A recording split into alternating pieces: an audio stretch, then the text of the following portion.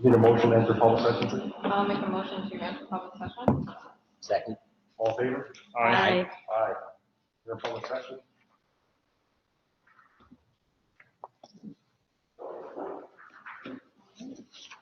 Roll call, Mr. Riley. Here. Mrs. Jessica.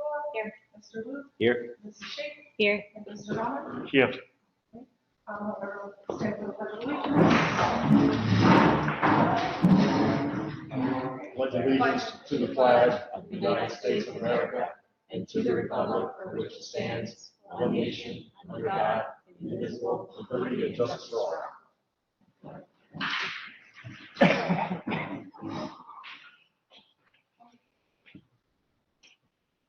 Public comment, just a reminder for those members of the public in attendance, this is one of two opportunities afforded members of the public to comment on or inquire about agenda items. Members of the public may also have the opportunity at the end of the evening agenda to comment on matters not formally noted in the agenda. We appreciate everyone's cooperation. See nothing? BOE We should- comments. yeah. If you have something, please send it to boecomments@menands.org. boecomments@menands.org. Do you have anybody on? There is one person on, no comments right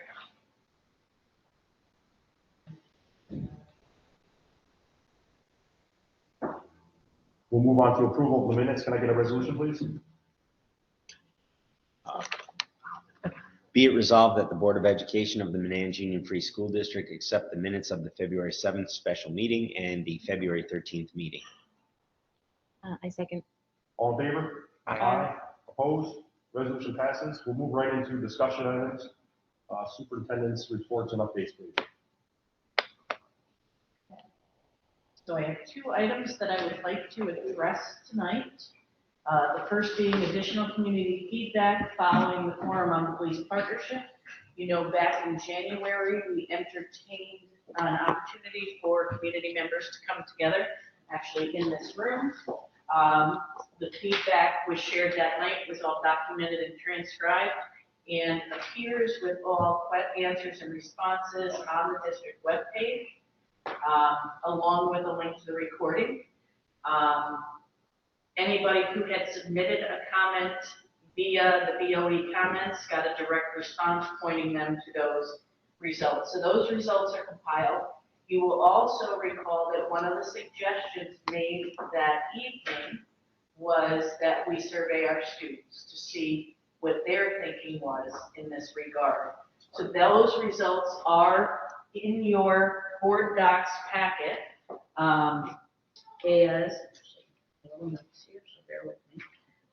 linked as administrative materials, and in addition, they have been linked to the web page so the public has access to them as well. And the survey was done for grades 4 through 8. Are you not loading for it? It's not, but I can look at it. Okay, can you see that okay? Yeah. Okay, so the comments were, or the survey was conducted different for grades 4 through 8, but a little bit differently for 4th and 5th grade than it was in 6th through 8th grade. In 4th and 5th grades, the students were asked to independently, actually, let me back up. In all cases, 4th, 5th, 6th, 7th, and 8th grade, I, through either their homerooms or their social studies classes, went and took time to present to them the same presentation that we gave at the community forum.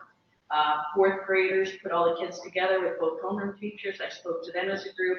I did 5th grade as a group, and then 6th through 8, I did as part of their social studies class over 2 days.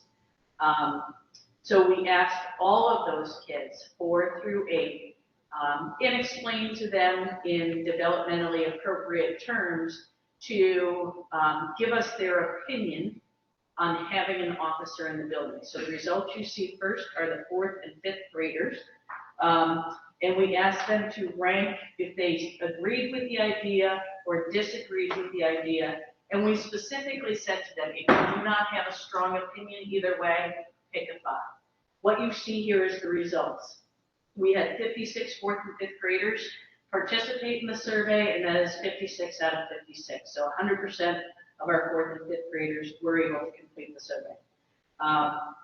And just to summarize what you see there, at some level, you see the 1 and the 2, 3.6% of those surveyed in 4th and 5th grade disagreed with the idea. 12.5% had no strong opinion either way, and then 84% of the students at some level agreed with the idea. What you see beyond that is then their responses. The first response, which was part of the survey, explaining why you feel that way, and though I won't go through and read all of those to you, you have access to them to read them. And then this is where 4th and 5th grade differed a little bit from 6th, 7th, and 8th grade.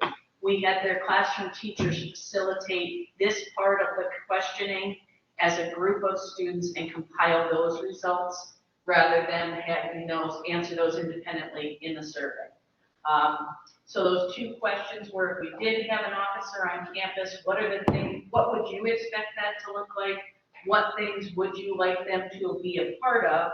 And then the part 2 of that question, if we had an officer on campus during the school day, what would concern you about that, and what things wouldn't you want them to be a part of? And I think it's pretty telling that a lot of the comments that we got from the kids were really pretty similar to a lot of the comments we got from the adults when we had the conversation with them. Though I don't think any of the adults talked about the animals on campus. And that goes back to our episodes with the coyote and the fox. So 6th, 7th, and 8th grade, same questions, but all of them in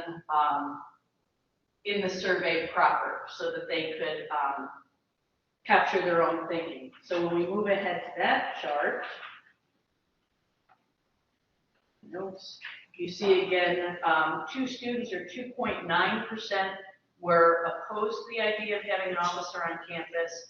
16 students, or 23.2, had no strong feelings either way, and 73.8% were at some level in favor of having that. And then again, if you were to scroll down, you see their individual responses. I did correct spelling in those responses, but other than that, it's exactly what they shared with us. In the case of 6th through 8th graders, we had 68 students participate out of 79 possible students. That just has to do with who was in attendance on the day that the survey was conducted, or an 86% participation rate. So certainly the board is not being asked tonight to make a decision one way or the other. We were asked to provide and present the information. You have that to look over, and we will talk about this later this evening when we present the draft budget that we have for you tonight. The cost associated with that is included in the budget because we have not yet made that decision. Be happy to answer any additional questions that you may have regarding the information. It's interesting to hear a child's perspective of an officer in the district. I think it was a great idea to ask. Yeah.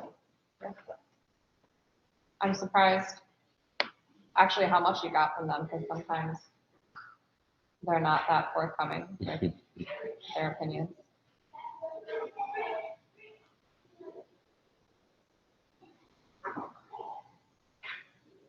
One quote, 4th grade or something.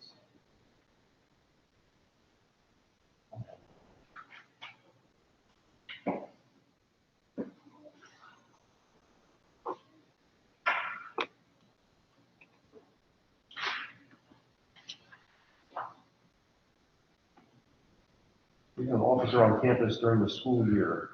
What would concern you about that? That was a question that went out to 4th, 5th, and 6th graders.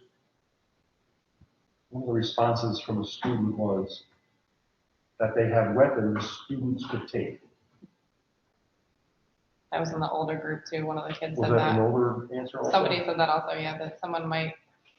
Yeah, and I did, with the parent responses, some of them, if the question had already been asked or answered, we didn't repeat it, but you have exactly what we got from the kids.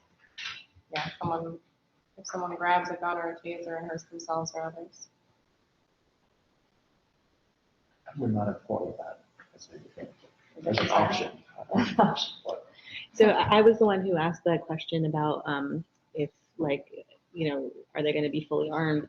And I think like for me, I was thinking, oh, you know, is it a police officer that we need, or is it like, you know, a bouncer or a security guard or something? You know, like I guess that's a decision we could make.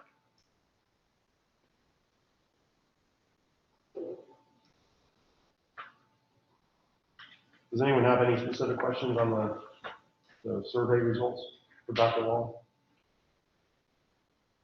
No. Thank you for the information. You are welcome. All right, so now I will move into, and I will admit this is going to be a little clunky because it's the first time we're doing it. The board adopted our strategic plan in October of this year.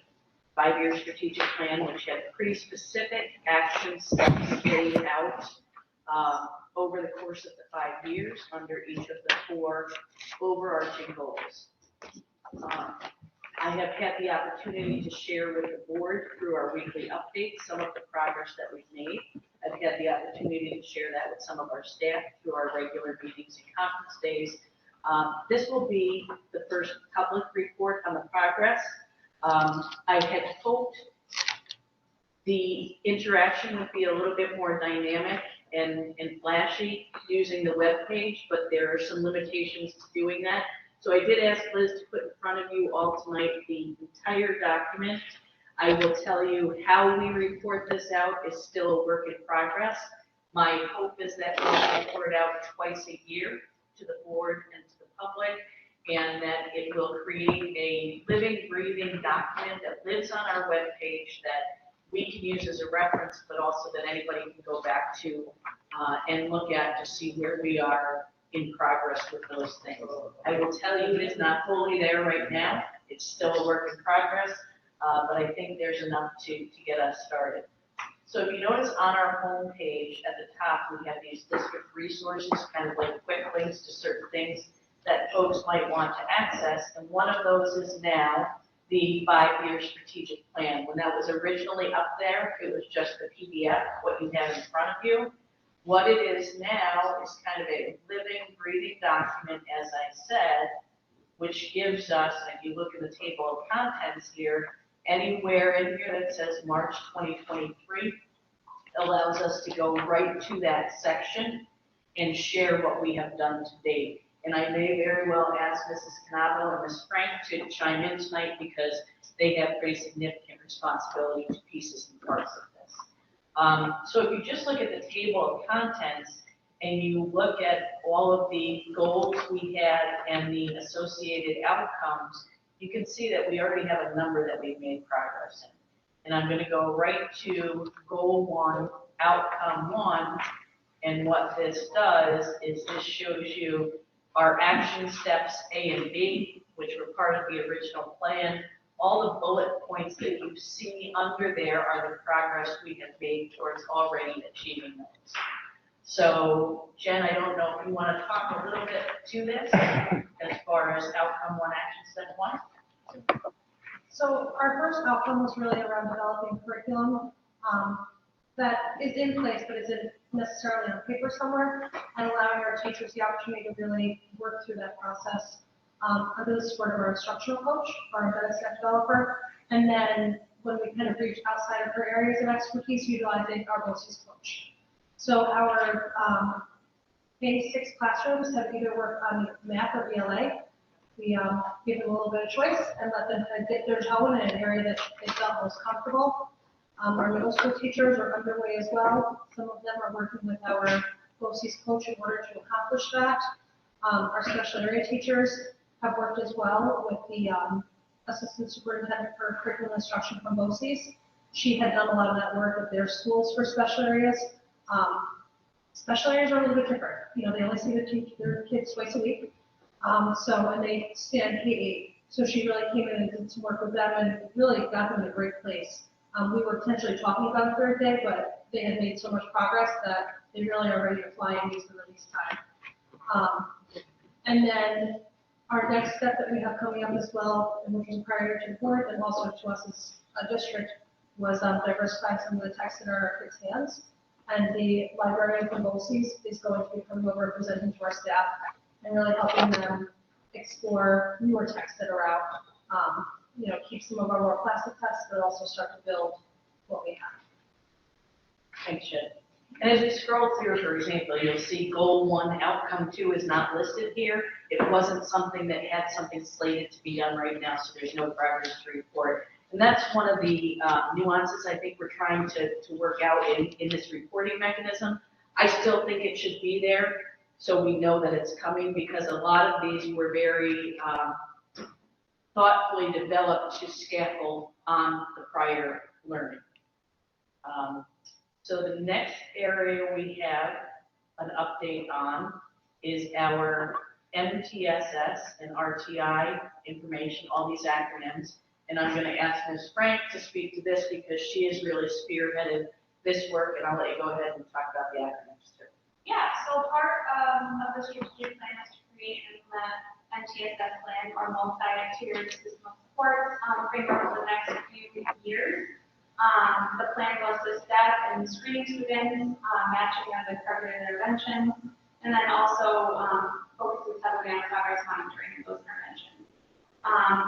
Typically, an MTSS plan encompasses academics, social emotional support, and sometimes attendance as well. The goal for this year is to focus on academics. So we did create an MTSS committee. It started in January, the meeting, and our third meeting will be this Friday. And so we discussed universal screeners, diagnostic assessments used at K2, 3, 5, and 6, 8.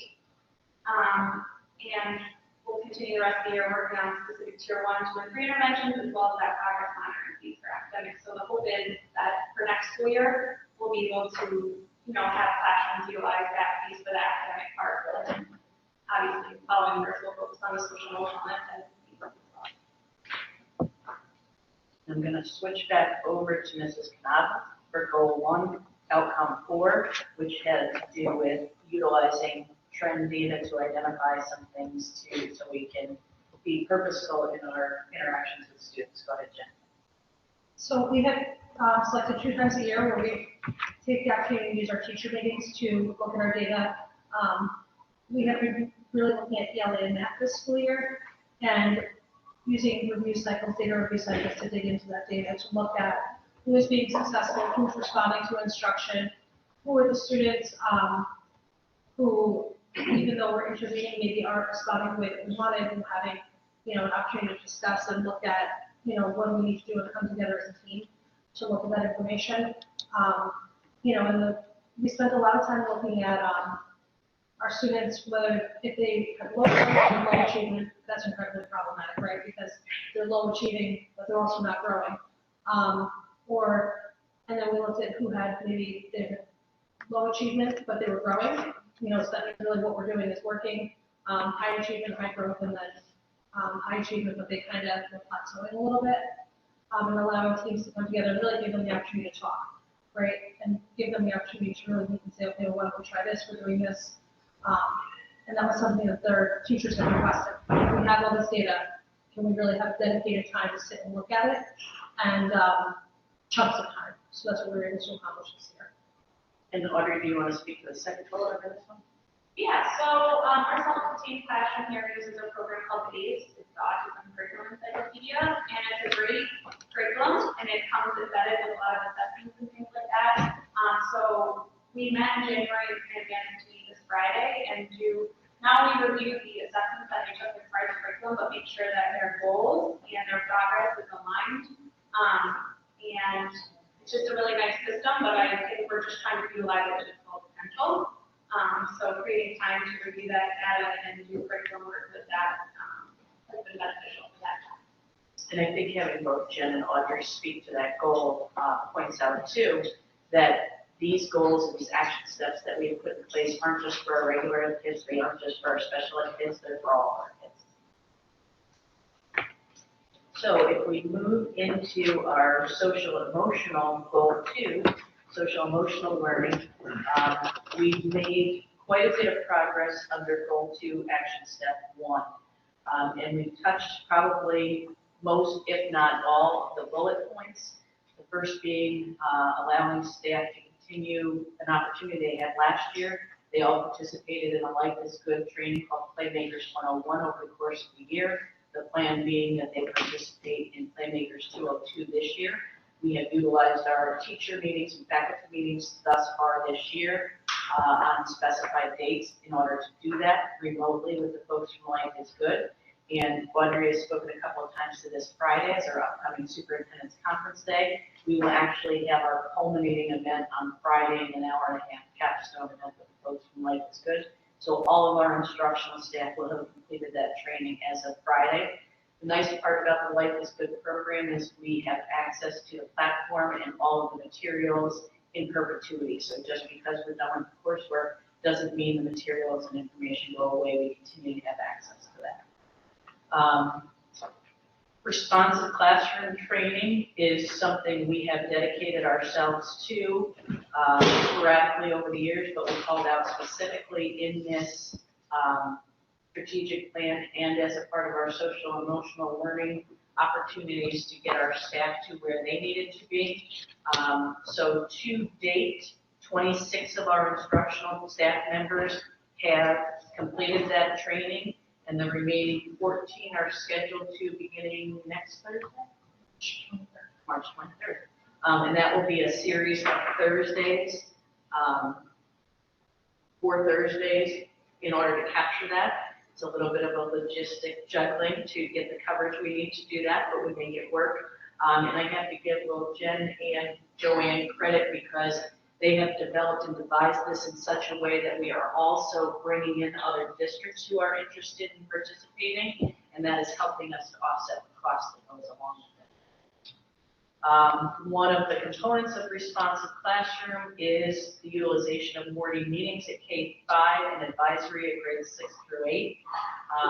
And that is scheduled daily and being conducted consistently now across all homerooms. We've captured having special area teachers participate in that opportunity as well. The last 2 points under these action steps had to do with 5 Live, piloting and implementation. We did have teachers who piloted it, and now we do have lessons being implemented twice a week, K-3 and once a week at 4 or 5. So definitely moving in the right direction towards those goals and action steps. Is 5-5 just grade school? There's not a middle school? There's a middle school component. We really had the middle schoolers and the support staff undertake getting advisory meetings up and running. Okay, So then next year we'll move into 5-5 for the yes, middle next. school. Okay. So our next step has to do with goal 2, outcome 2, communicating with families. And we've made some progress in coordination with our BOCES communications specialists. We actually have a number of sample surveys. And our technology committee is set to meet in March and take a look at those surveys and the ability to deploy those. And our hope is to do so next month. And then we have also kind of pre-setting ourselves for, because we want to hear from our community and our family and our teachers, what are you using, what are you finding successful, what are the good things about it, what is it lacking, and then using that to see if what we are currently using meets that need, or if there's other things out there that may do a better job. So we've done a little bit of legwork ahead of time to begin to gather information on other platforms that might be available. We scroll down to outcome 3, that has to do with the wellness committee and just committees in general that are required by the New York State Education Department. And all committee memberships have been reviewed. We did that with our MAT leadership earlier in the year. What do we have? What have we historically had?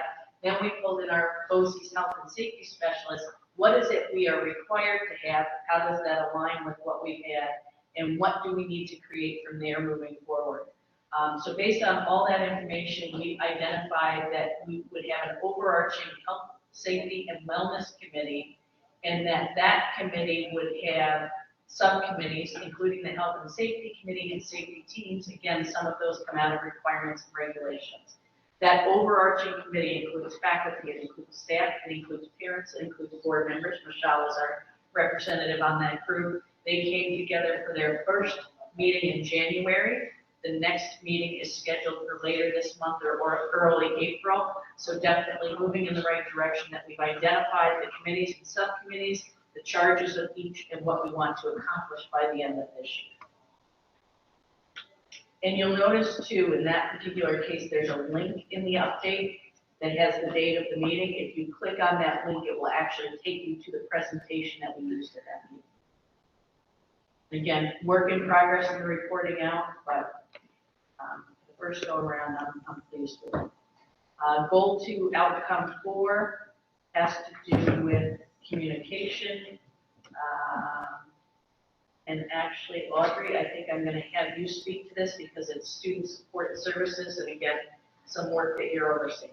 Yeah, so what's great is pretty much kind of where we're at. We did establish 5 meetings starting in September with our school counselor, social worker, school psychologist, nurse, and available myself, and we really just use that time to communicate, important information regarding our needs of students.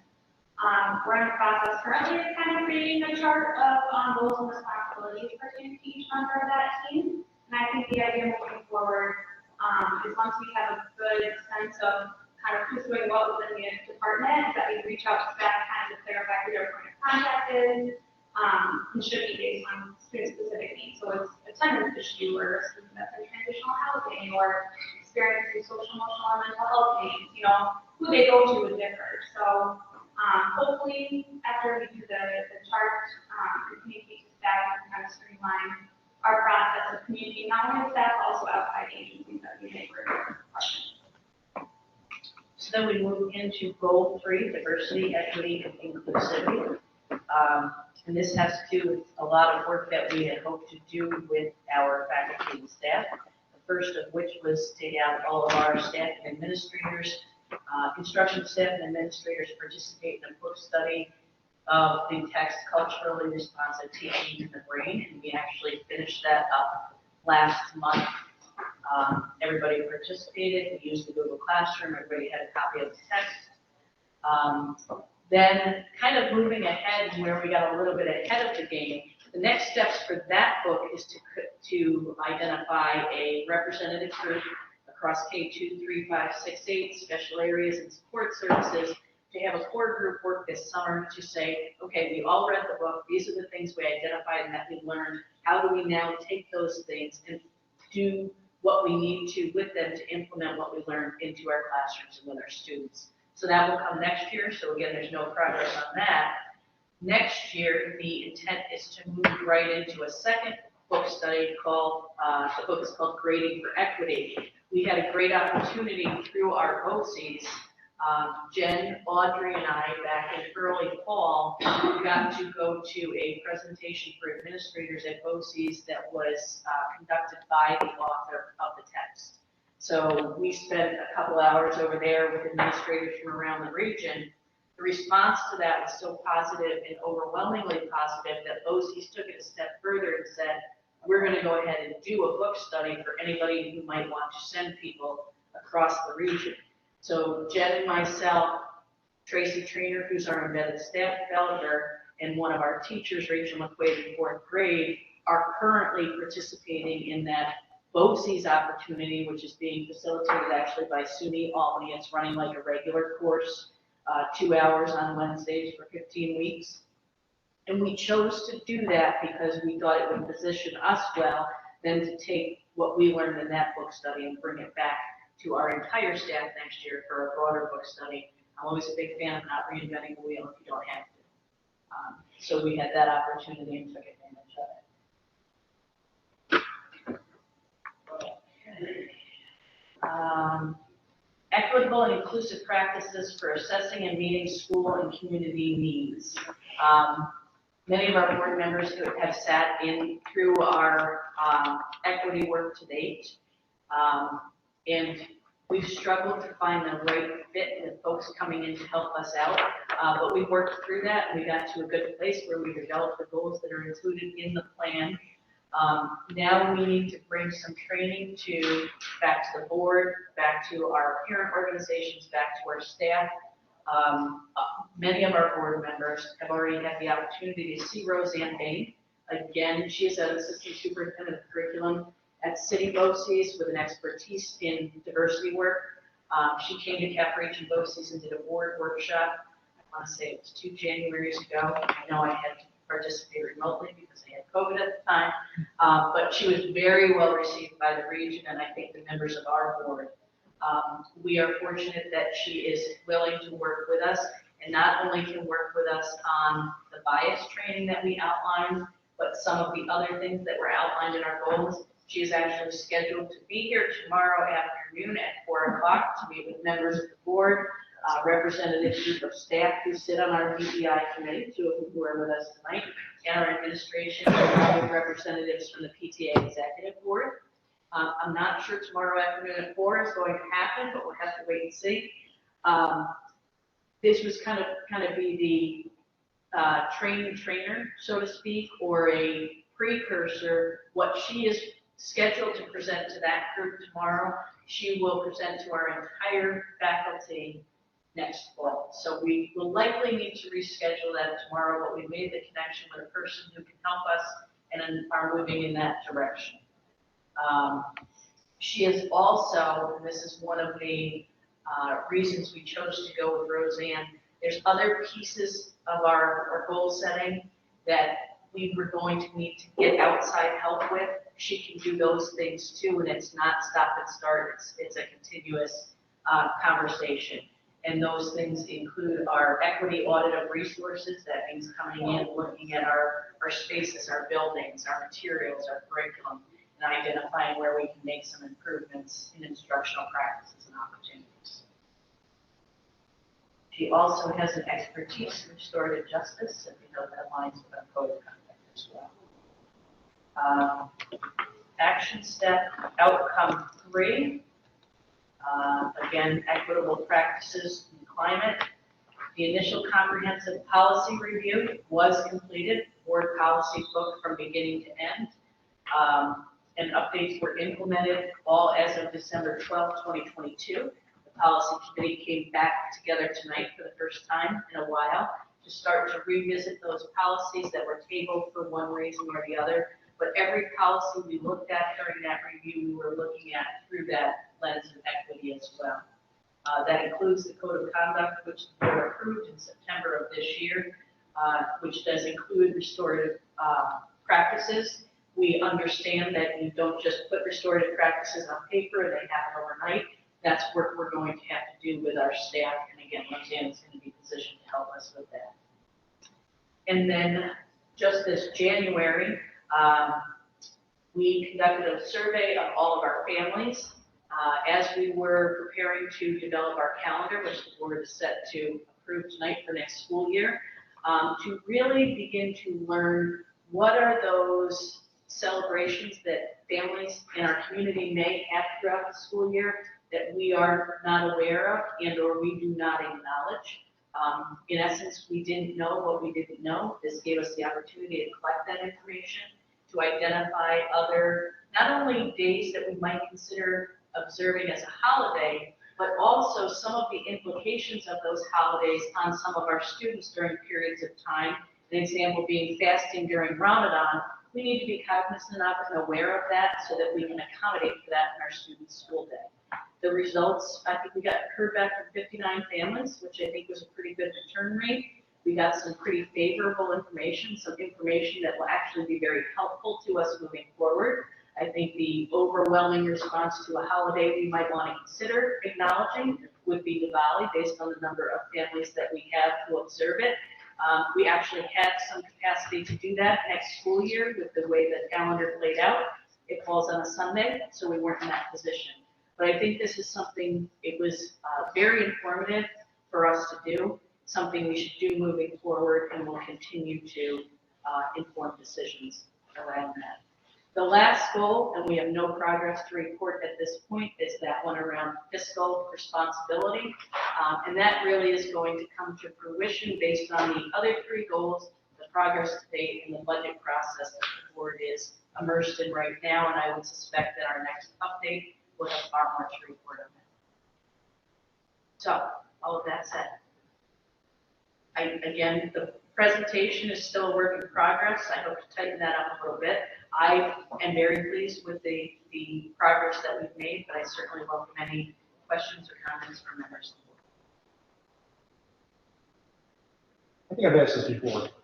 Do we know how many people hit the webpage or look at specific items? We've gotten that information before, and we can get that again. That would be something to keep an eye on, see how people Yeah. can take a look at it. Sure. Thank you. Any other questions for Dr. Long? Thank you very much. A lot of information.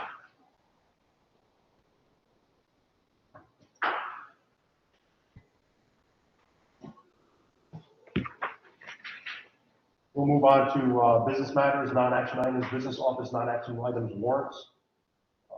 Enclosed for the information of the board are copies of the following warrants and claims orders reports for the months of February 2023. Fund A 40, $120. Fund A 41, $318,145.37. And Fund A 43, $83,799.29. Is there any questions on that? You can go right on to business office non-action items, budget transfers under $10,000. Are there questions or information you need to be shared on that?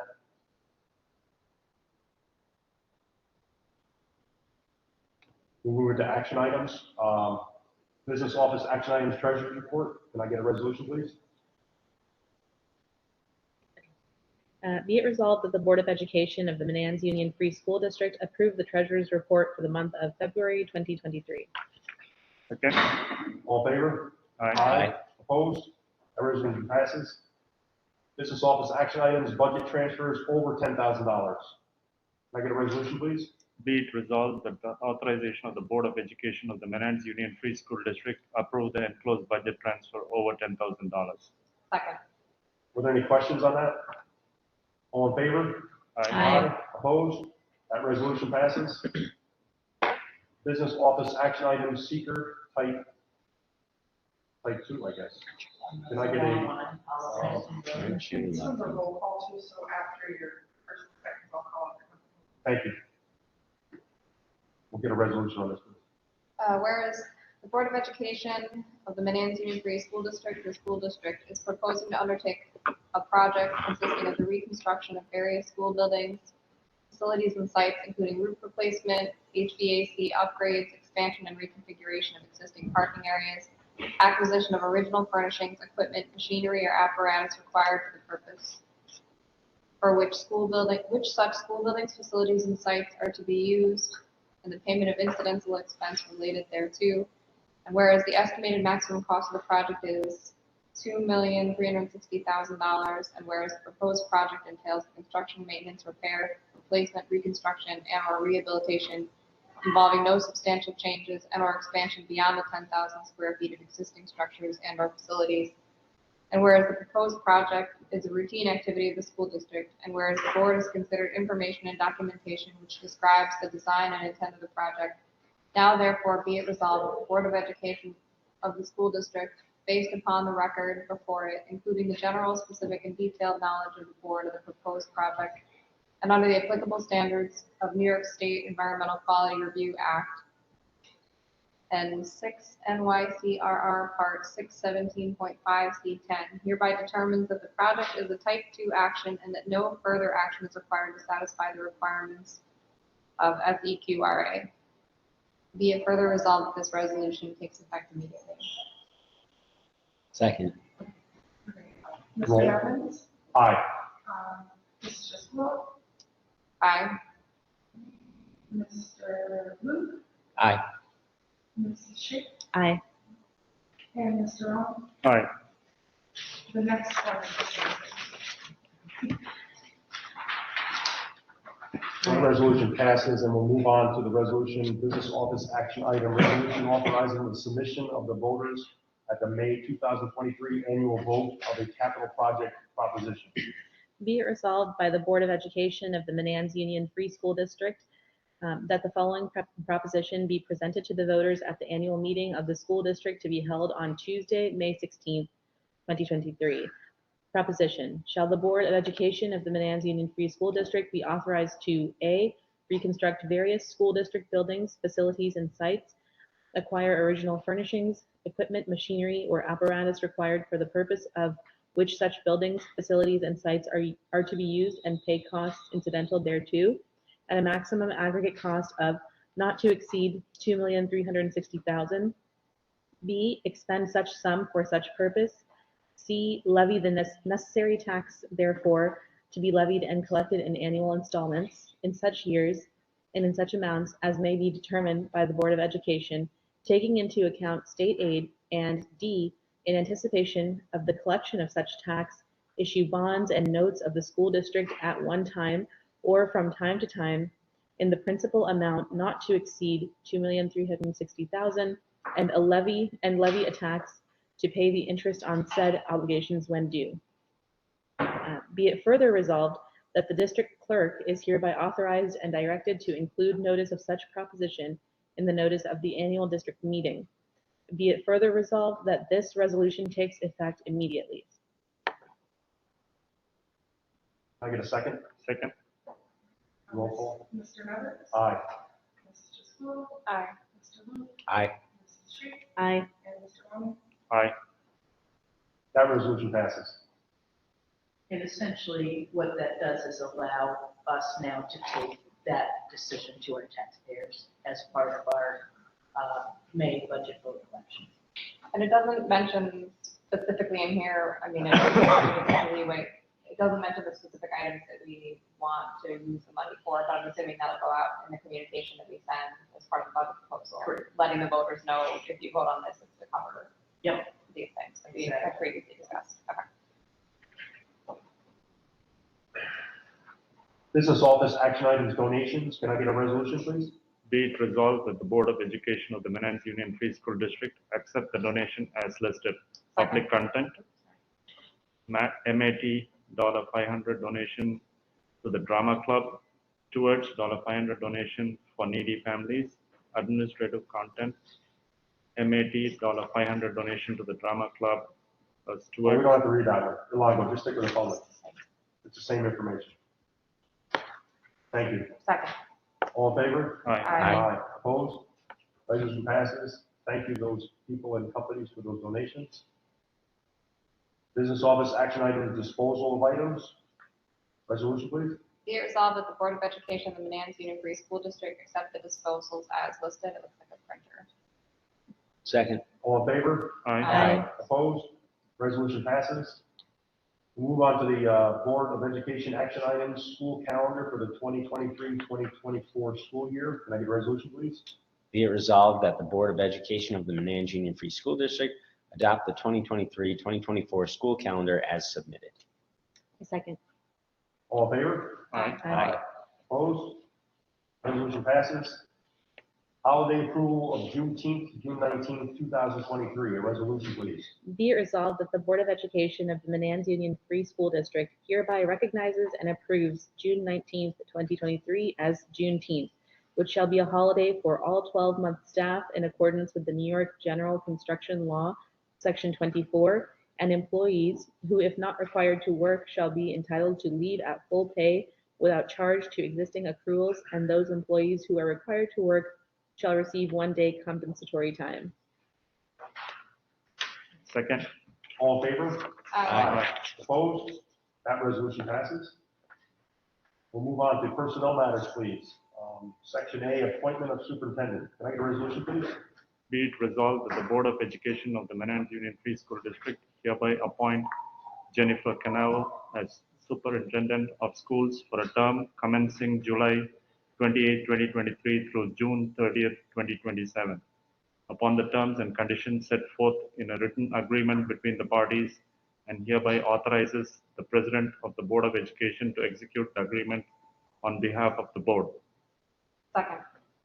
All in favor? Aye. Aye. Opposed? That resolution passes. Thank you.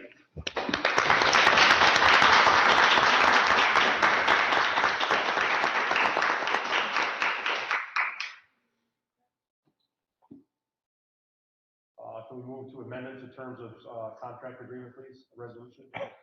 Be it resolved that the Board of Education of the Menands Union Free School District, resolution to, resolution to accept the letter of resignation for purposes of retirement, effective close of business, June 30th, 2023, for Ann Ford, reading specialist. That's right. Let's see. But we jump to section C. It's on the floor. If we get a second, we'll do that. We'll go back to B, please. Can I get a second for that? Second. All in favor? Aye. Aye. Opposed? That resolution passes, and we thank Ms. Ford for all of her service at the district here for the years she's been here. I'm not sure how many, but putting you on that. 31. 31? Yes. Outstanding. We thank you for that. Thank you very much. Can we go back to item B, please? Amendment to terms and conditions of the agreement. Can I get a resolution on that, please? Be it resolved that the Board of Education of the Menands Union Free School District hereby approves a written amendment to the terms of employment agreement for Jennifer Canavo as principal dated May 5th, 2020, and hereby authorizes the President of the Board of Education to execute the amendment on behalf of the board. Second. All in favor? Aye. Aye. Opposed? That resolution passes. Seconded by unpaid leave of absence. Can I get a resolution here, please? Be it resolved that the Board of Education of the Menands Union Free School District approve the unpaid leave request from Erica Foley from March 29th, 2023 through April 4th, 2023. Second. All in favor? Aye. Opposed? That resolution passes. Termination. Can I get a resolution, please? Resolution to terminate Jeffrey Palmer, custodian, effective February 28th, 2023. And I second. All in favor? Aye. Aye. Opposed? That resolution passes. Personnel agenda here. Can I get a resolution? Make sure they know the green sheet. That's also part of the green sheet. Be it resolved that the Board of Education of the Menands Union Free School District approves the personnel agenda item A, instructional appointment building substitute Isabel Rutke, As well as. Second. as well as Edward Fisher for custodial work. Second. All in favor? Aye. Aye. Opposed? That resolution passes. Thank you. We'll move on to superintendent program recommendations, CSE, CPSE recommendations. Can I get a resolution? Be it resolved that the Board of Education of the Menands Union Free School District hereby approves the CSE, CPSE recommendations as submitted. Second. All in favor? Aye. Opposed? Resolution passes. Substitute teachers fully cleared. Resolution, please. Be it resolved that the Board of Education of the Menands Union Free School District approve the substitute teachers in the attached document for the 2022-2023 school year as listed in the attachment. Second. All in favor? Aye. Opposed? Resolution passes.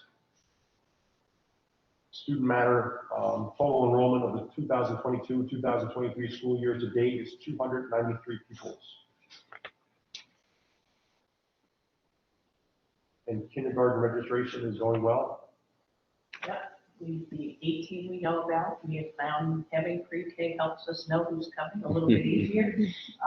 And a handful of and kindergarten parent information night is held last Wednesday night remotely.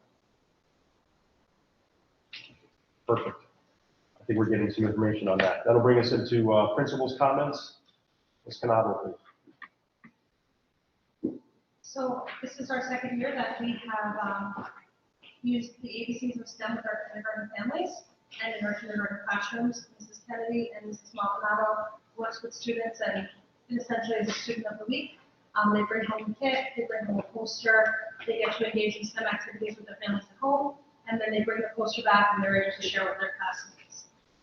So we continue to work with that program. Both kindergarten teachers asked for it to return this school year. So that has been a great experience, and it really helps with the homeschool passion. We're always looking to strike that. I invite you at the end of the meeting to take a look at our display out in the hallway. That was the work of our third graders under Mr. Sessa and Mrs. Stanton. They created a freedom quilt. They created some artwork that is representative of Alma Thomas.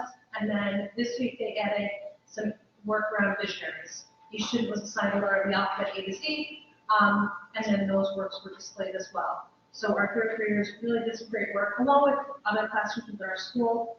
There's quite a bit of attention and time spent really celebrating Black visionaries within the United States and worldwide and learning about them.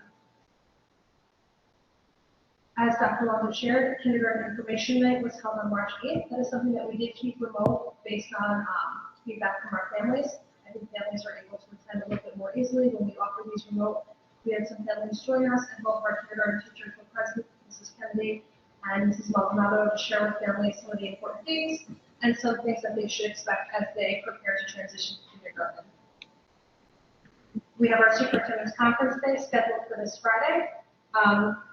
We will be doing the culminating event for Life is Good. We'll be sending a group of teachers over to Waterloo High School. We came together with Green Island and Waterloo to do some training around new science investigations that are required beginning next year. And then we will continue our curriculum work here with the remaining teachers. I can't say enough times, giving them good chunks of time to work on that curriculum work is so important. So anytime that we can find that time, we try to give that to them. And then also our MTSS committee under Mrs. Strike will come together and continue their work. We had our middle school basketball game the Friday before break. It was a great event, cut a little bit short.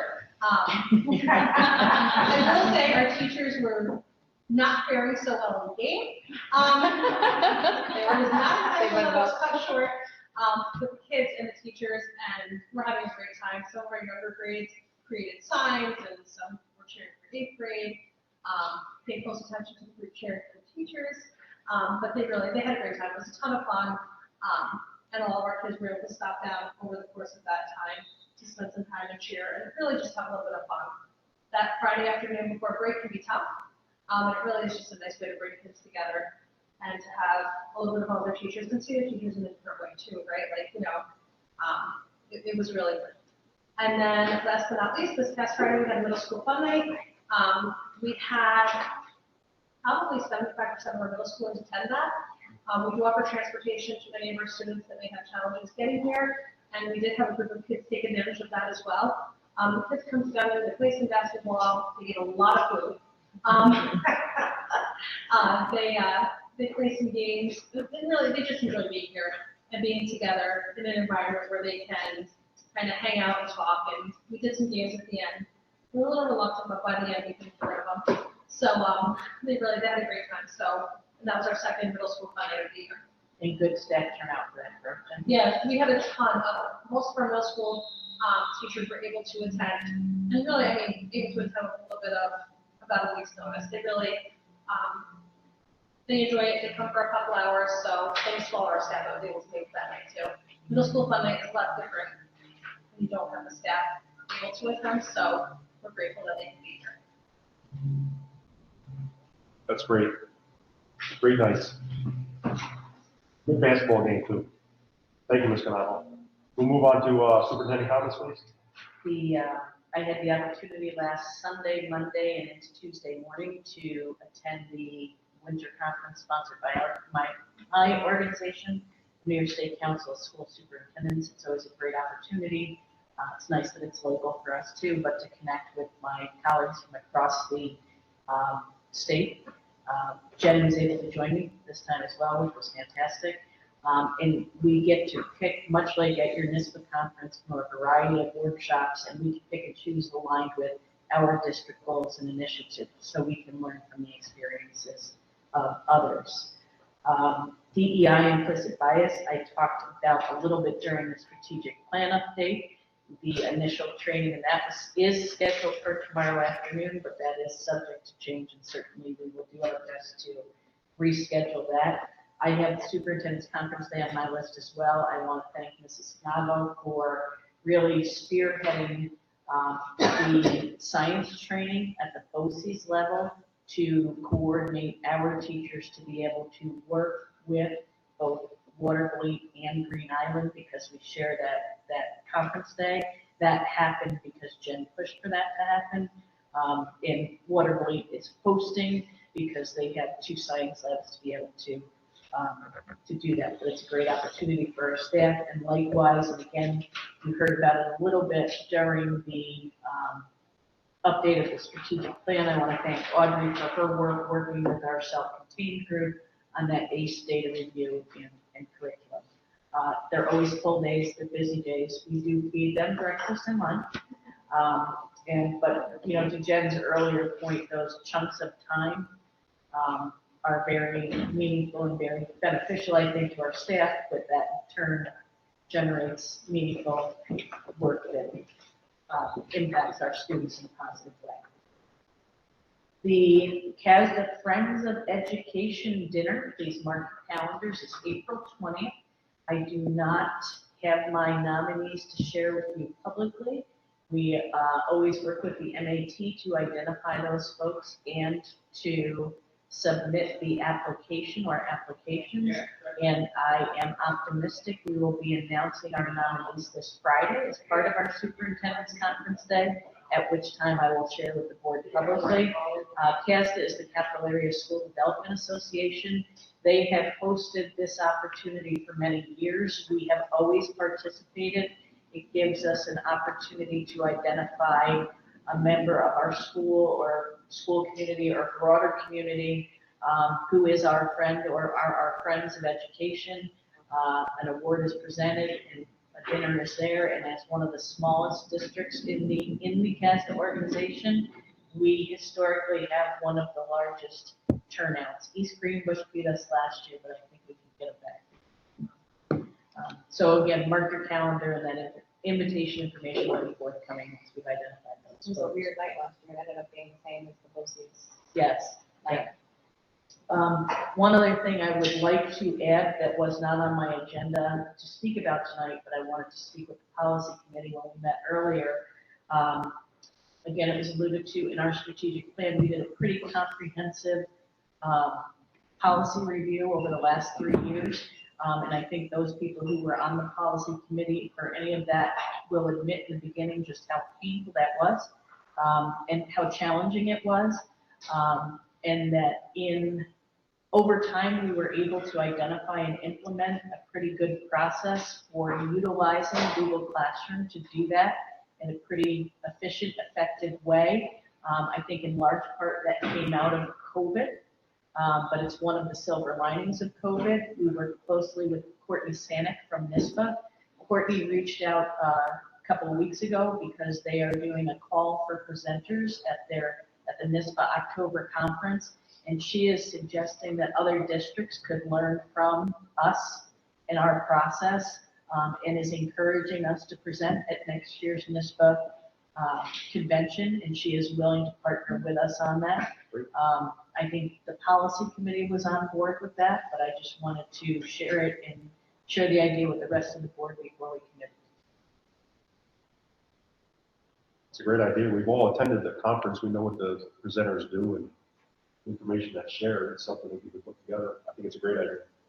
The applications are due by March 27th. I shared with the policy committee tonight that if the board was on board, and I did say that I would go ahead and submit the application on our behalf, and then go from there and see if we get accepted as presenters and determine who will go and who will present. I shared with one of our parent members tonight. I think we could even include remote participation in that. I think that would actually highlight some of what we've done and how we've done it. So, thank you.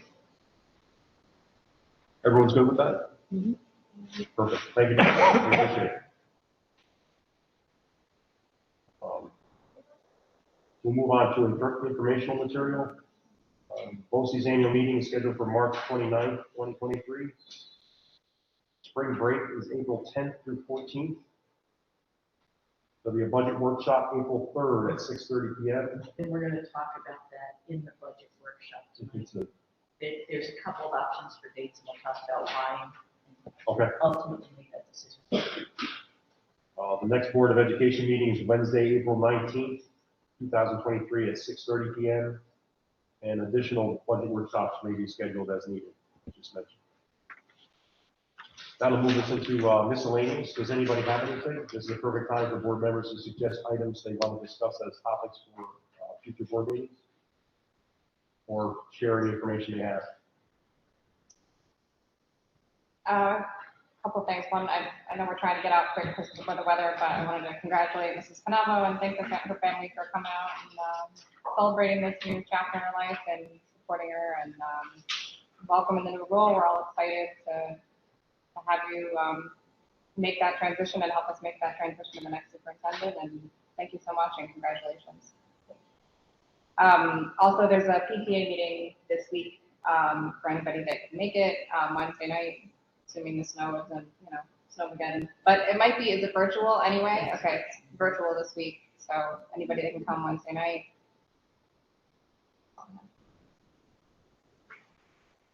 Anyone else have anything?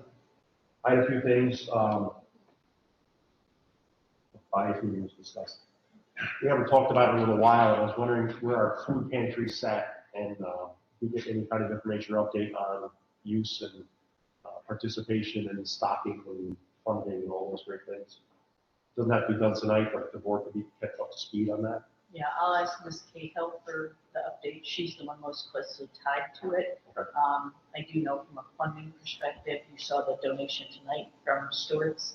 And we kind of have tweaked our language when people are interested in making donations, that we earmark it to families in need, because that allows us a little bit more flexibility in how we can use it and doesn't limit it to specific groups of people. That's great. The governor had passed in December, and other communities are taking advantage of granting the 10% property tax exemption for volunteer firefighters and volunteer ambulance workers that live in districts or communities of municipalities. So I would like to put that on for discussion for next month to have the board discuss that as an option in the district to allow that exemption on the property taxes on their school tax. And if I understand, if I read the law properly, it actually doesn't cost the district anything. It's kind of applied like a veteran's tax. And we did it was probably 8 years ago, Joanna, because you were still here the first time when we did it. It's very similar to the veterans tax credit exemption that we could offer. There's a process we have to go through in a public hearing, and then just some clarification and confirmation for us with the town of Colony, because they collect our taxes. Right. Just to confirm the onus on who monitors, who does that, but it's certainly a discussion we can have at the next meeting. We can come prepared to share with what the steps would be, and then the board can decide how they wish to proceed. Perfect. That's all I had.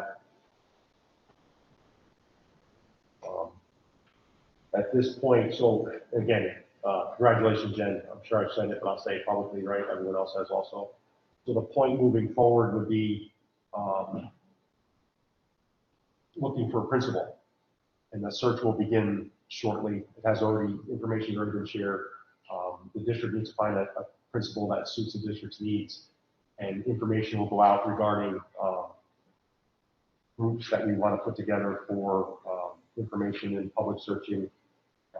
We want to involve teachers, community members, staff to get that on board, and that'll be the next step. And that information will be going out to the district shortly. We can't put a date on it, but we needed to finalize that and have to sign the contract. But that's the next step. The next step will be putting effort into finding a principal. So that took care of that. We do have a budget workshop after tonight's meeting, so can I get a motion to adjourn and with a 5-minute recess? You don't want to do public comment? Did I skip it? You did the second public comment. I skipped it right over. Thank you. Public comment. During public comment sessions, members of the community may address the board on agenda or non-agenda items. The board president may limit remarks of individual speakers to a reasonable time. Speakers must identify themselves and the topic on which they would like to make remarks. Please make them at BOE comments with an S, BOE comments at menands.org. And does anybody have anything? Is there anything online? Do we have anybody online that's looking? And it's one person, but no comments. Thank you. And I apologize for skipping over that. Now I'll make a motion to adjourn with a 5-minute recess before the budget workshop, please. Okay, I'll make a motion to adjourn. Second. All in favor? Aye. We are adjourned, and we will start the budget workshop within 5 minutes.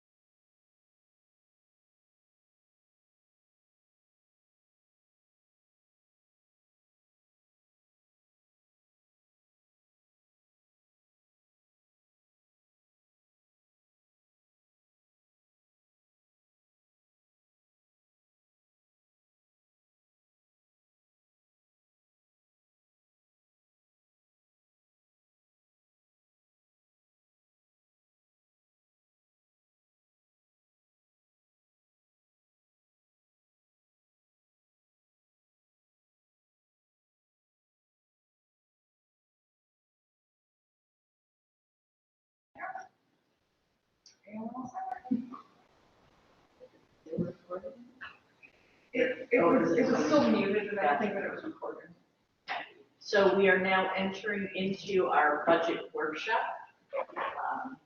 A lot of what you will see at the front end of the workshop is a repeat of what you saw at the prior workshop.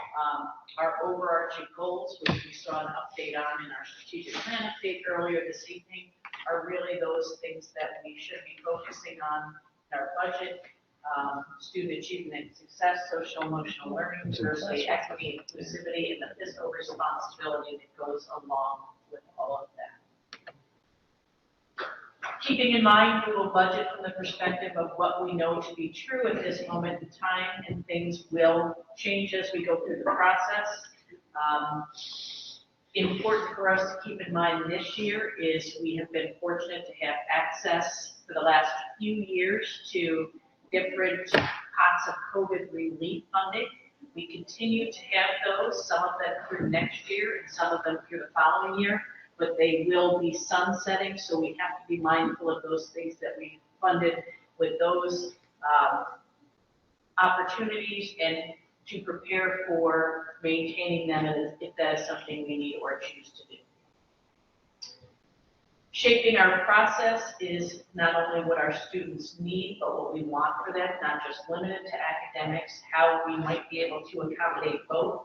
And something that has grown in importance to us after the recently completed pretty substantial building process, the operation of our maintenance and physical plant needs and being cognizant of that moving forward. So at this workshop, we'll talk about any updates out of the Capitol or Governor's office since we last came together, and we will share with you our draft 1 budget. These still uncertainties and unknowns are a little bit more certain and known than they were last time we met, and they will become clearer prior to the next time we met. There are some of these, though, that we will just not know with complete certainty as we have to finalize what we will bring to the public, and even frankly when the public is posed to vote on it, just because of the nature of the beast. And we're going to talk about them in more detail on subsequent slides. Tuition, that includes tuition for our high school students. Contrary to some public belief, they don't just magically go to high school at no cost. That is a cost that is borne by the district because we don't have a high school program. That would also include the cost on special education needs, not necessarily including those in the district, but those for students who may have to access programming outside the district. And we're going to talk about that also in a little bit more detail, as well as enrollment and staffing. We asked about the kindergarten numbers earlier. They're covering the low 20s.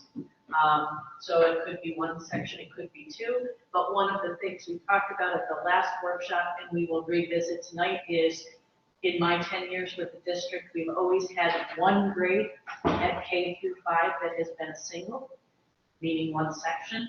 The possibility exists next year that we will be too deep from K-5, which would have staffing implications that if we are to be fiscally responsible, we have to plan and prepare. Our BOCES final service request, that is those things, those items that we purchase through and from BOCES, and it can be services, it can be programming. They have a subsequent impact too, because these are what we call, Joanne, I'm going to get the phrase wrong, they generate funds on the back end of it, expense-based aids. So whatever we spend in the current year, we get back in some form of aid the following year, and that continues on a rotating basis. We essentially will take everything we did from BOCES this year and go through and scrutinize that, essentially roll it over and then go through. Do we still need this service? Will we benefit from this service? Are these student services still needed based on programs we might be bringing in-house? And that has to be finalized during the month of April and submitted to BOCES. So again, we'll firm that up, but maybe not completely by the time we need to make it an ultimate decision. In transportation, though it's still an unknown, we are really at a place now where at least we can forecast. We can do that because we went out a couple of years back with a 5-year RFP for a 5-year contract. 4 of those 5 contracts We know now what the cost is going to be moving forward. We went out with a second smaller RFP last year, so again, we have a sense of what those are going to be. Transportation's been really tough the last couple of years because when that first kicked in, we weren't transporting all of our students for part of the year. Then we were transporting some of our students. We were doing it on a staggered schedule. So this is really the first year since we've implemented those new contracts that it's run as it was anticipated to run. That's good for us for forecasting purposes. Some of the unknowns around transportation are, where are we going to be transporting not our kids who come here to Menands, but where are we going to be transporting them to high school? Which private school students are we going to have to transport? And where that we may not be currently transporting to special ed programs, where we need to.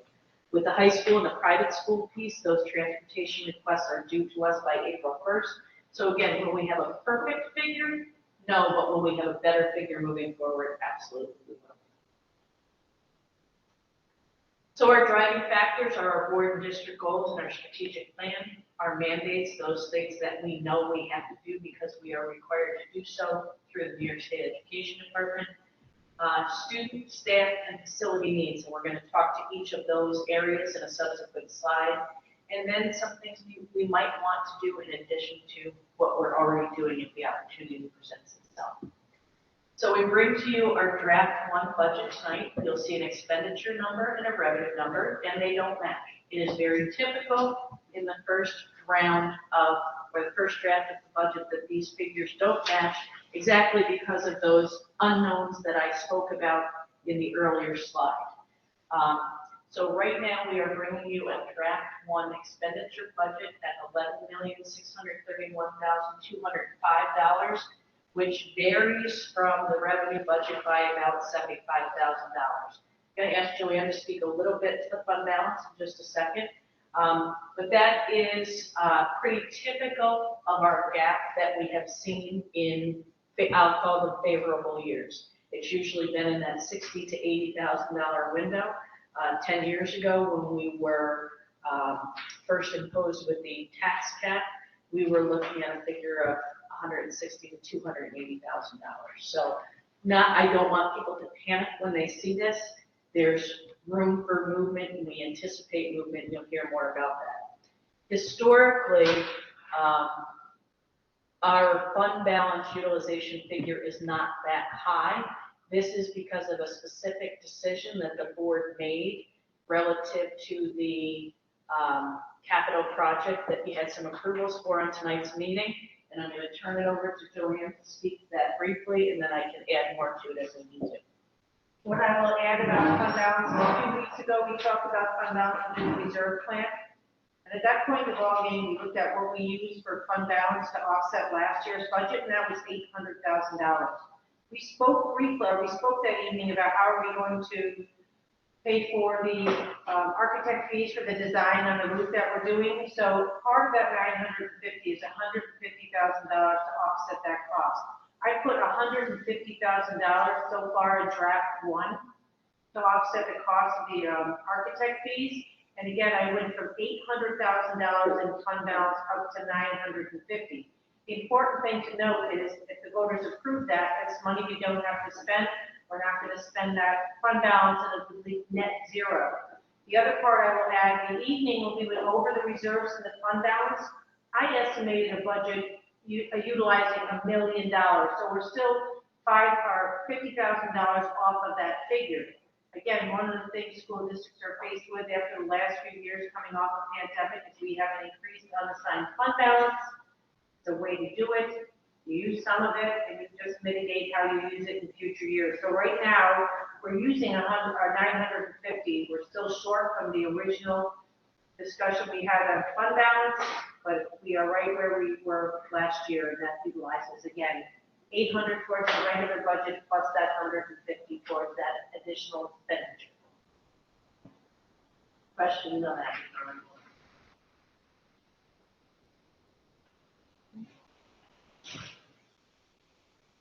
So, and some of this will be repetitive. When we look at that expenditure side of the budget, what are those things that we are considering? And some of them I've alluded to already. Enrollment increases, we talked about that K-5. If we have 2 sections deep, you can't have another section without another teacher. Special education, you know that the district made a commitment several years ago. It was actually under Jen's leadership of the department at the time, to do what we could to have our students, regardless of their needs, educated here in their home district. Up until that time, that had been a bit of a challenge to us because we didn't have enough students within the same age band who had similar needs.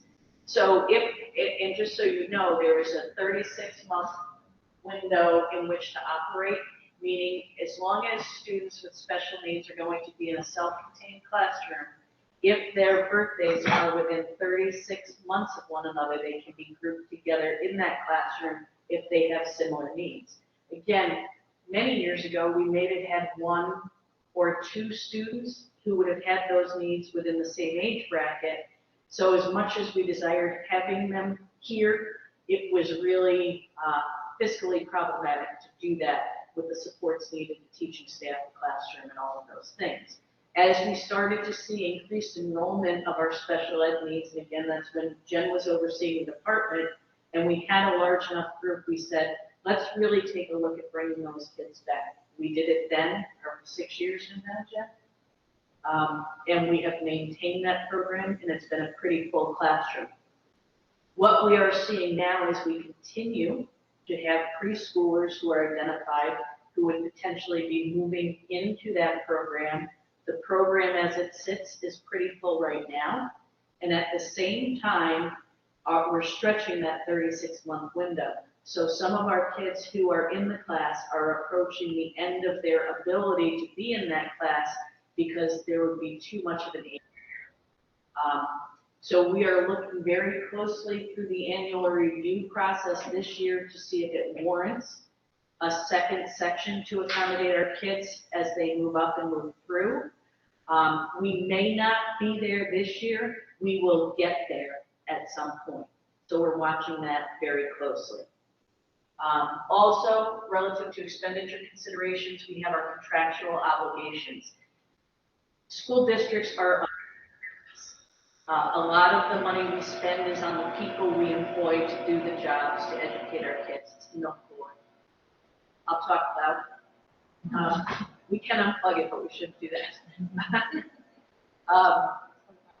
So we are fortunate that we entered in our contract with our one bargaining unit. The Association of Teachers is set to expire at the end of this school year. We were able to meet with them very early on in this school year and come to an agreement, and it's a 4-year agreement. So we know what those expenditures are for our current staff. We're able to roll those forward for the next year, accounting for retirements and potential new positions. But the good part for us is we also know what those numbers are going to be for the next 4 years. We've talked about this a lot beginning last year and throughout our earlier presentations this year.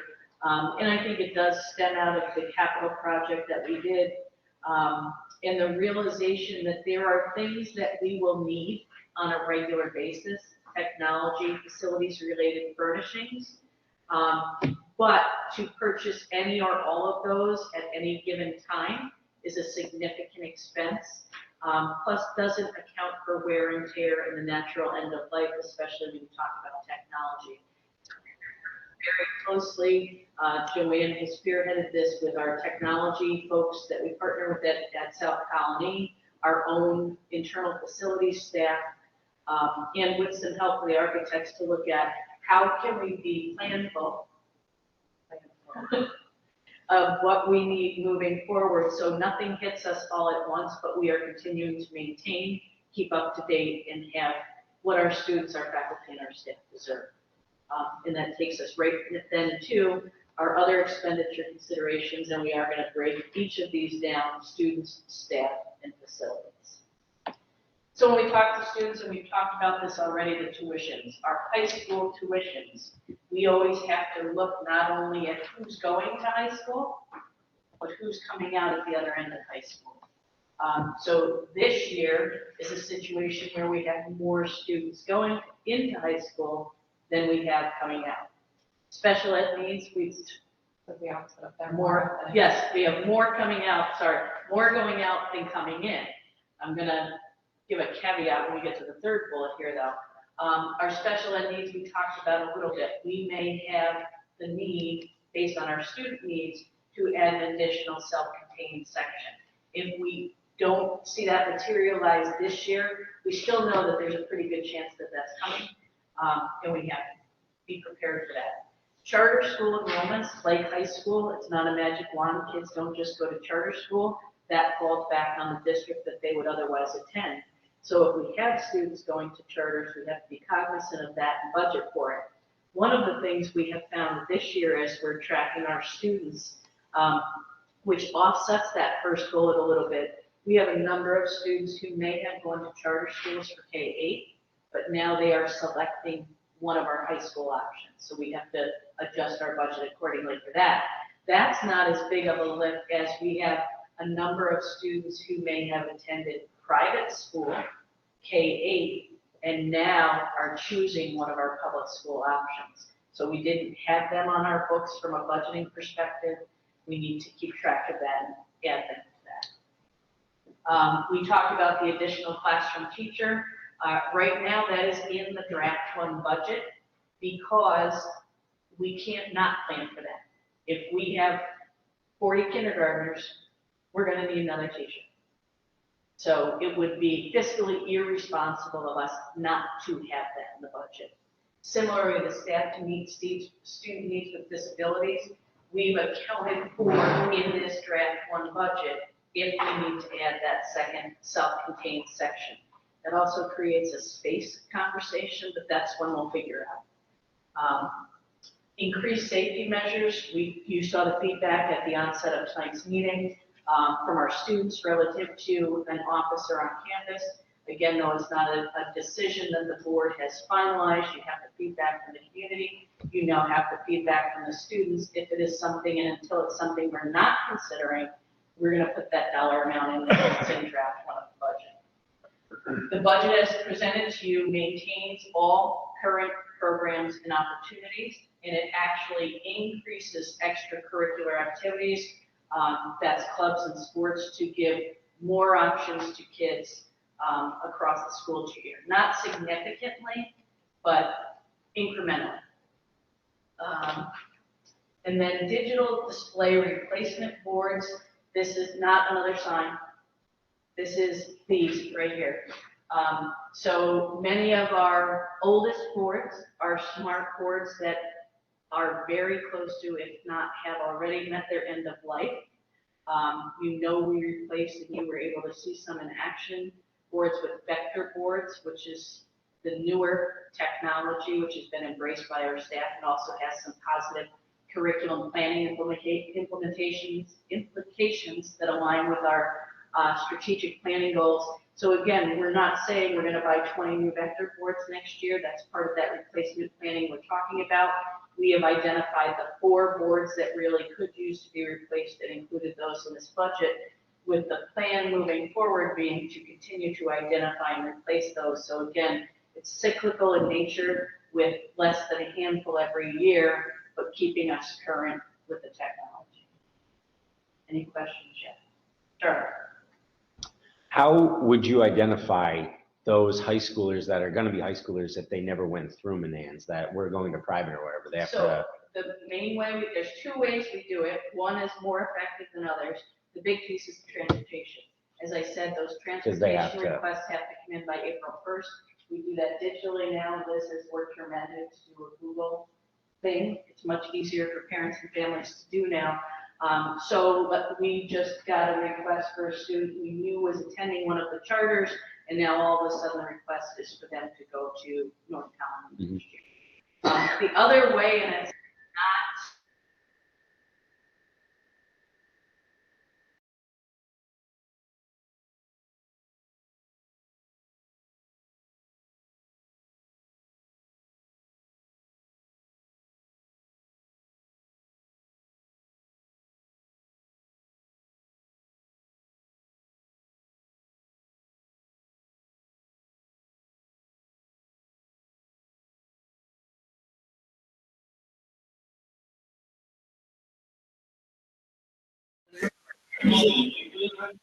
Perfect. The other way we can kind of know sometimes is the textbooks are provided through BOCES, and they provide us a list. That way,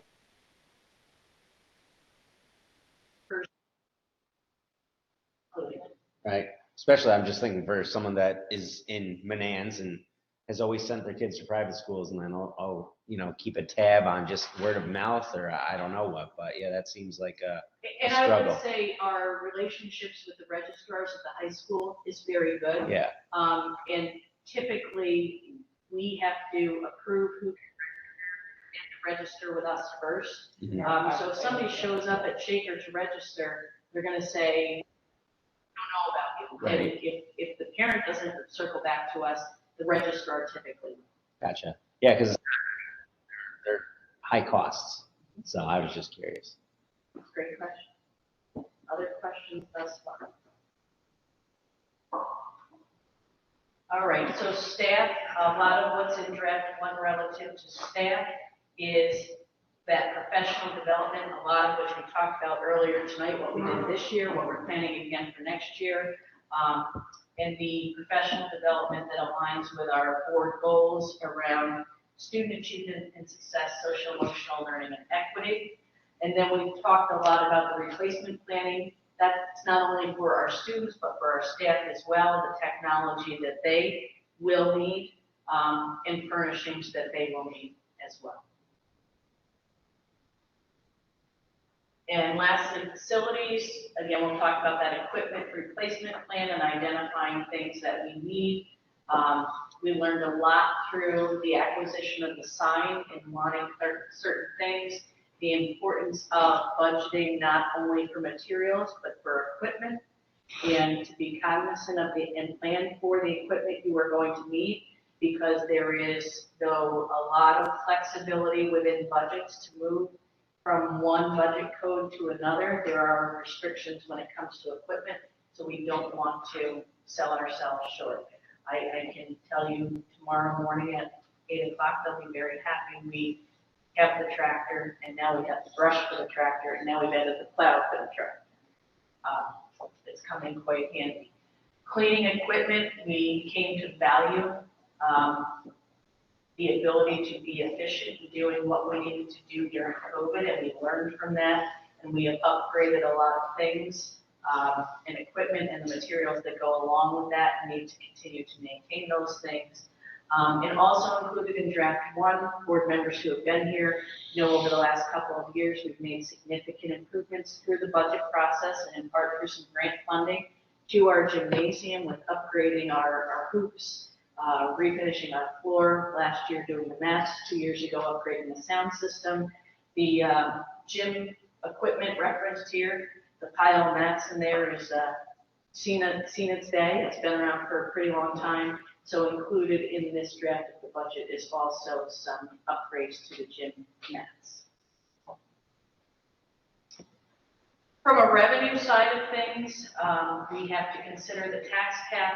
We've had a lot of conversation as a district and as a board over the last several years about maximizing and going to the allowable cap to generate what we need, but also setting ourselves in a good position moving forward. And as I often say it, not leaving money on the table.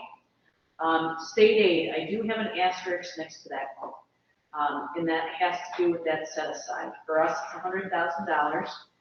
Right now in the governor's proposed budget, that has to be earmarked for tutoring under certain specifications. I got on my soapbox last meeting, so I'll try not to this time around. We anticipate the one house budgets from the Senate and the Assembly out this week. I am curious to see if either of those address that. We have been very vocal, as have many other districts, with our elected officials around what we view as the unfairness of this. We were underfunded for many years. We're finally getting the money that was due to us and is owed to us, but we're being told how we have to spend it.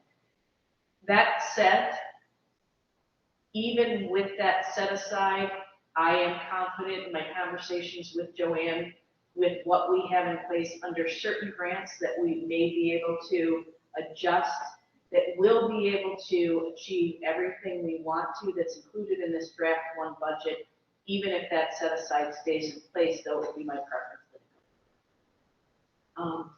We do have other revenue sources, however, nothing worth hanging a hat on. We have been fortunate in the past to receive foundation aid, or not foundation aid, bullet aid. There have been years we got none.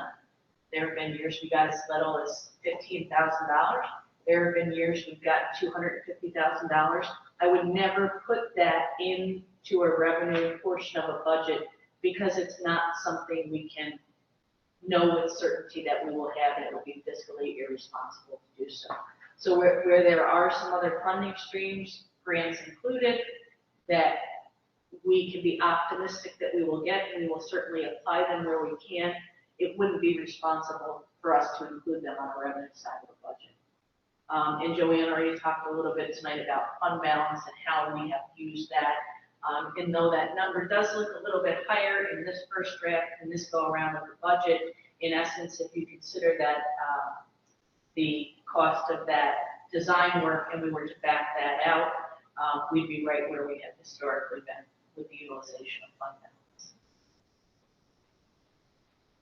So at our next workshop, we would have any updated information out of the Capital or Governor's Office. As I said, I hope by the end of this week, we see those one-house budgets. Though it won't give us all of the answers, it will let us know where folks are leaning.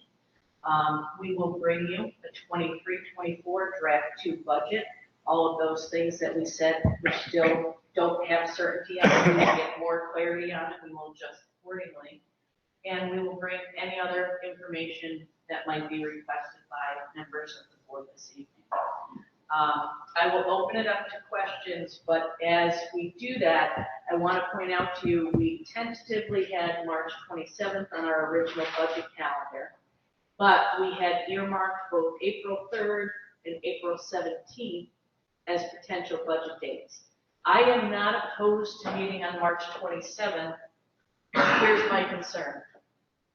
The state budget is not due until April 1st. While I have no reason to believe we will have a delayed or less than on-time budget, I would hesitate to think we will have an early budget. So I just don't know how much more or different information we will have to share on the 27th.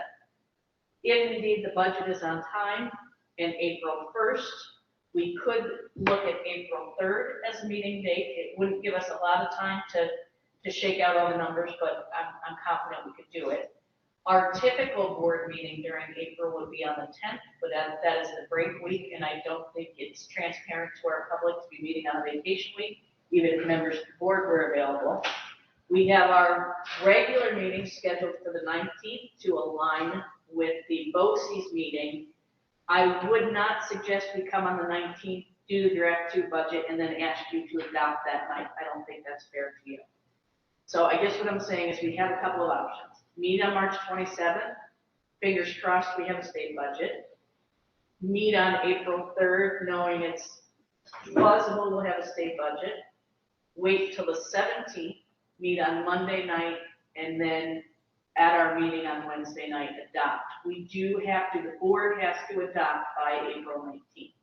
So I'm going to stop talking, or you speak amongst yourselves about that, or direct any questions you may have to me about the presentation. It'll be difficult on the 17th to get information together if we decide to change or make any different request information to turn that around in 48 hours and then adopt the budget on the 19th. I'm not saying the 3rd is really the best option, but can we do a Thursday evening meeting that week? Wednesday or Thursday. Yeah. Wednesday's And past, meet on the Thursday. 6th, assuming the state releases the information, that gives the district, 72 hours or whatever to come up with the numbers and present it to us and give us a chance to digest it. So that's the night before break. It's fine with me, but it's the night before break. It's too bad for staff having to stay late, but Wednesday's Passover, so that's not a great. Actually, Passover starts at sunset on the 6th, I believe. Can we do Wednesday? Yeah, it's fine with me. My phone's telling me it's Passover, but I don't have anything.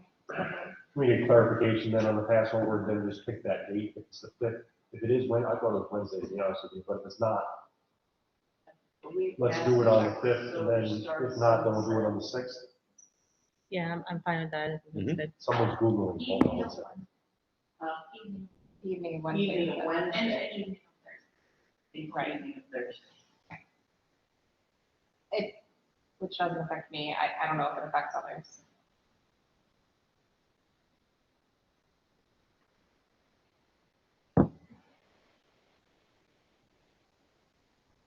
Yeah, we're gonna have to do it on the 5th or the 6th, even though it is.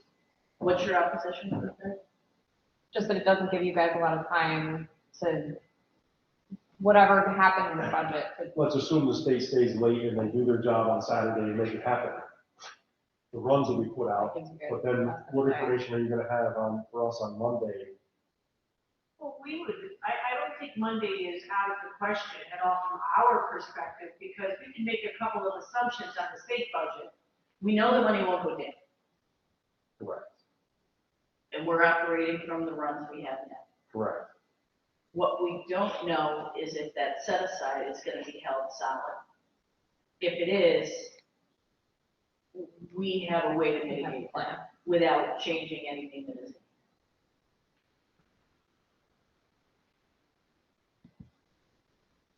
I can do anything. Monday's fine with me if it's fine with them. If I'm if you feel confident Okay, Monday or. getting the information on Monday, Monday, Wednesday, getting it to us Thursday, Monday yeah. evening, and let's go with the 3rd. Yeah, I think we can, Maureen, and then I think if we absolutely had to, we could meet again on the 17th. We could, if we had to, if you had some final questions. Okay. Again, that's what this season's all about. And I will tell you, it always, the April break always wreaks havoc with the budget calendar. There have been years we have gone into, and not that I'm suggesting we should do this, but we have had to walk into a board meeting the night that we had to adopt the budget, and the number has been blank, and we had to hash it out. We had to have our budget presentation before the meeting and have those conversations and have all of the data and information we needed there to have it, and then fill in the blank before we adopt. Well, what about Tuesday? I mean, we can give you guys like a day to turn around if we need Monday. I couldn't come Tuesday. I mean, you guys can do it without me, but. I can't move on Tuesday. Why don't we leave it on Monday? Yeah, that's fine. Or what time do we want to do it? Is it budget workshop only? Do we do it at 6:30 just because that's when the public I'm thinking that same thing. Yeah, expect it to be? Leave it at that same time frame. People are used to it, but just make sure we let them know it's a budget workshop. So our next meeting will be April 3rd at 6:30. So not Plan to 27th. move back to the community room unless something drastic changes with the budget, which we think will create significant attendance. Other questions from the presentation proper that members of the board has, any clarification or any additional information you would like us to gather and bring for the next conversation? The only question I have is not related to the actual budget, but can the presentation, the link to the presentation be put into board docs? Because we got it in our classroom, but the public doesn't actually have access to this right now, right? I think we For did that. next time? Yep. Okay, thanks. And the presentation and all of the components will be on the budget and taxes page. If you click on that link on the homepage, you basically see a rundown of the entire last presentation. Okay, it's just not on the board, it's in the budget and taxes. Yes. Okay. Got it.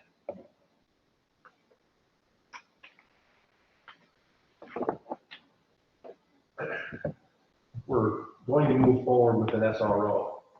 When's the board gonna have that discussion if it's going to be a line item in the budget? So right now it is a line item in the budget. You tell me, is that a conversation you want to have during a board meeting proper? I mean, you've been given all the information during the board meeting, including the feedback from families and communities, or is it a conversation you want to have in a budget workshop? Or is it a conversation that we should have in both? Well, it affects the budget, but I think the information should be discussed in a budget, in a regular meeting. getting everybody the SRO. Yeah. Are we moving forward with that? What's the board's? We need to have a discussion. I think we're gonna have to talk about it in a meeting. Um, So you don't, so that you're kind of in a catch-22 So, here, yeah, because We can't talk There about we it are. now. We can't- you sure can. It's a budgetary Budget consideration. Oh, item. I guess, sure. So keep in mind, your next regularly scheduled board meeting is not until April 19th. When we adopt the budget. Correct. So if we wanted to have informational, we would have to make the third a meeting, Regular. a regular meeting. Well, which we can do, right? Always we can. Do you want to discuss a little bit now, and then if we need to discuss it at the next meeting, we can make it a regular meeting? And let me just say, when the Friday update went out last week, we were very specific that there was a board meeting this evening, and that among the items being discussed was having an officer on campus, as well as the update to the strategic plan. The way I see it now, I'll discuss it now. The way I see it, right, overwhelmingly support from student body and from the community when we had an open forum was to move forward with this position. We asked for the input. We wanted the community input, and they did. I don't see how we could say no at this point. If we want the input and we move forward with it, we should be on board with making this happen. My reservations then is then, what's the contract look like? Well, that's like any other partnership we enter into, or any other decision that the board makes, then it is our decision based on the input we've received to date to generate a contract that outlines the roles and responsibilities. I don't think that changes because we're talking about a school resource officer. I think there's some pretty telling information in there from our kids saying, this is what we want them to do, this is what we don't want them to do. And I think for the most part, it aligns with our original presentation about those things we said we would have them doing, and those things we wouldn't have them doing. So I think that just like any other service or item that we contract for, it's up to the district administration to take what we've learned from that public feedback and garner that agreement. Then it ultimately comes back to the board to approve that contract once it's in place. So I do know it's a sensitive topic for some people. It would be a significant change for us, but I don't think that should change how we operate from a securing services and generating a contract perspective. But it's a new amount of money in the budget that we need to consider. So was the $28,000 to redo the basketball hoops. We decided we wanted to do it, we went ahead and we entered into the contract to do it. And I'm certainly not trying to minimize the importance of it, though. And that's accounted for in the number we have with the gap, Yes. the contract. Okay. I think it's accounted for in the number we have now. I wanted to look over the student feedback a little more closely. Can we Sure. talk about it a little bit more at the next meeting? It's in the numbers now, let's leave it in the numbers now and then talk about it more at the next meeting. Yeah, that's fine. The next meeting is the The night April. we adopted. No, Well, we No, could just make at the the April budget. 3rd budget workshop a special meeting with that as a discussion item, followed by the budget workshop. Because I don't know if we would have to make it a meeting to discuss. Yeah, which would be okay. I mean, we won't have all the children, I mean, it would be a short meeting. Fine. I'm fine with that. Anybody have opposition to No. making the third meeting? Absolutely. Okay. And I guess I'll say that for me, we definitely need the position. I think we're in a good financial position. And I think what we'll have to discuss is like kind of what it looks like. Because there's a lot of feedback from kids saying, oh, well, we want someone in the halls, but we don't want them too involved. So I think there's that fine line. And I mean, to that point, I mean, you know, should the person be armed? Should they not be They armed? have to be, up. Oh, if that's it's, not a question. If it's you a- want the police, the Menands PD, yeah. they're on duty and they need to be able to Yeah. respond to a call. And so is there any like leeway for, is it gonna be a police officer or is it like, you know, someone else or? I'm not sure who someone else would be that would be qualified and have the training that we Yeah, had that's true. outlined as. Then it's kind of, it'd be a different position, right? I mean, we kind of talked to the community about it as a partnership with the village. Yeah. Who people know and are comfortable with. Mhm. It'd be a different conversation if you were talking about having security at the door versus Yeah. the partnership with the village. Mhm. So it seems like we need the position, but I guess just outlining the particulars. But again, I'll go back to the particulars are outlined in the contract, Right, which that's not doesn't gonna have be- to be in place. Yeah, exactly. In order to bring it to the voters. Mhm. Not that there doesn't have to be care in crafting that contract.